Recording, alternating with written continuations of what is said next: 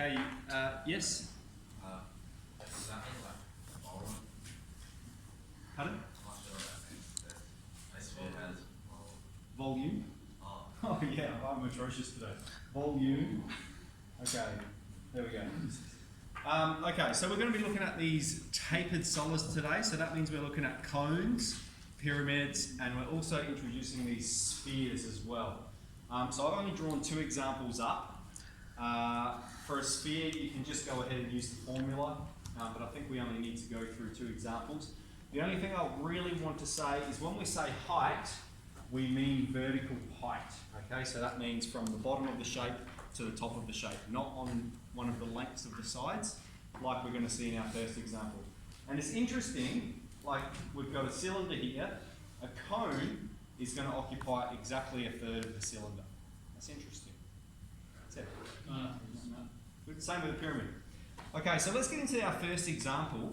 We've got the radius of the shape there, so we can find the area of the bottom. We can find the base area, it's just a circle. But we actually need to know the height. Okay, we're going to need the vertical height. That 16 there's the slant there. Okay, so that means we're going to need to do some pi there. We've basically got this triangle here. We've got h and 7 and 16, and we're trying to find h. Where h is not the hypotenuse, it's the height of this cone. So we've got h squared plus 7 squared is 16 squared, and we can rearrange this.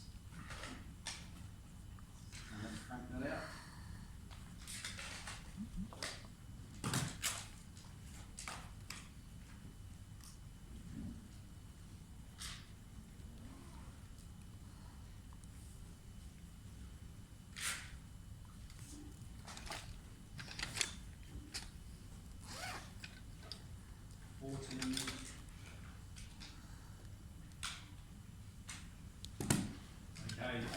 So then we're ready to find the volume, and so we're just going to use the volume formula.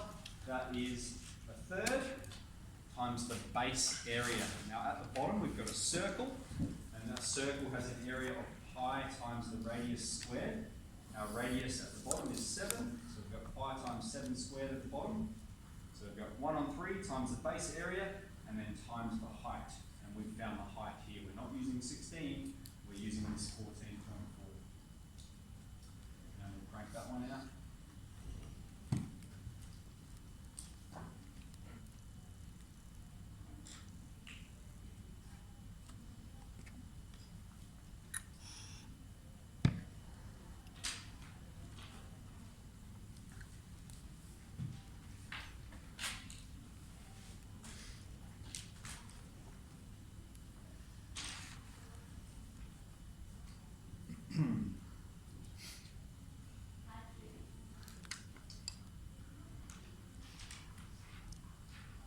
Okay, with example B, we're going to be talking about, we're finding the volume of this shape, which means we need to split it up into two shapes. We've got this rectangular prism, so we'll call that shape A, and then we've got this pyramid, which we'll call shape B.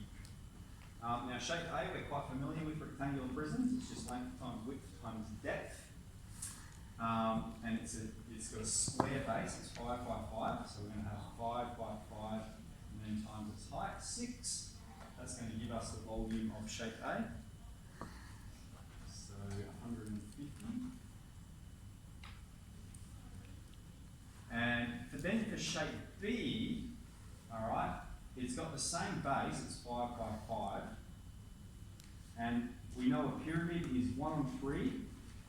Okay, 1/3 of the base area, which is 5 times 5, and then times by the height. Now we're not given the height explicitly, but it is here implicitly.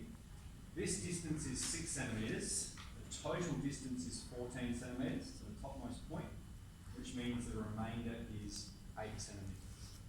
So then we'll have times 8 here. Let's crack this one out.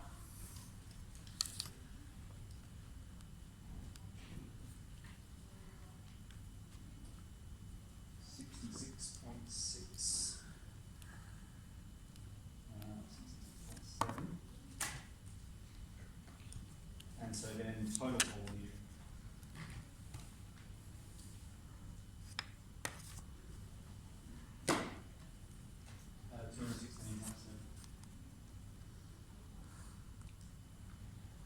notice how in all of my final answers I'm rounding to three significant figures. Okay, now one thing I want to stress here is I was a little bit disappointed with that sheet that we filled in prior to our prep. Some people are just writing the answer and some people's working out is absolutely atrocious, okay? Maths is about communication. So you need to demonstrate to me, just like I am up here, it's very clear how we're generating the answer, all right? It's a process and you need to show you're working out so that if a stranger's going to pick it up, they're going to be able to follow what you've done and see how you've generated the answer, okay? The biggest reason is when you make a mistake, Brad, it helps us to pinpoint where that error is, all right? Whereas if you're working out all over the place, I've got no idea what's going on. So make sure you're communicating clearly, labelling shapes, showing that we're adding them together.